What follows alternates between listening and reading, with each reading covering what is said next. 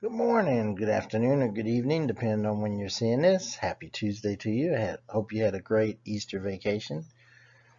Today we're going to be talking about John Quincy Adams' presidency. He was the sixth president of the United States. But before we can do that, we're going to do our questions. Um, so from CNN 10, who takes care of the ravens at the Tower of London? Number two, when Monroe was president, what was the era known as? Number three, what country named its capital after Monroe? And number four, what doctrine states that no foreign country can interfere with the Western Hemisphere? And you can send your answers to C. Baldwin at sacbstx.org. So, to talk about John Quincy Adams, we have to talk about the man. He's the oldest son of John Adams. He and George W. Bush are the only sons to follow their fathers into the presidency. He was educated in Europe.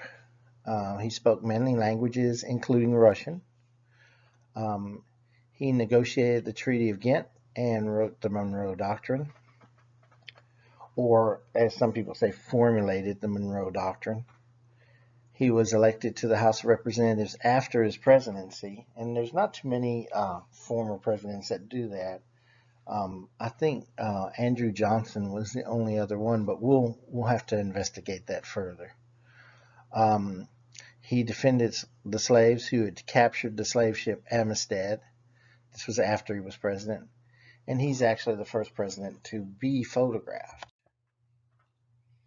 So we come to his election in 1824, and there's a little bit of a problem. There's four gentlemen running: Adams, Andrew Jackson, who was the hero of New Orleans, Crawford, who was supported by the South, and then Henry Clay, who was the great negotiator, the guy that came up with the Missouri Compromise. There was no majority of one person winning, although Jackson has the electoral votes. He has not the electoral votes. He has the popular vote, but he doesn't have the electoral votes to be elected president. So the House of Representatives has to vote. Clay throws his support to Adams, and later Adams names him Secretary of State. So this was called the corrupt deal. Jackson supporters see this as the backroom deal. And this splits the Democratic Republican Party into the Democrats, which is still the Democrats of today, and the Republicans, who became known as the Whig Party.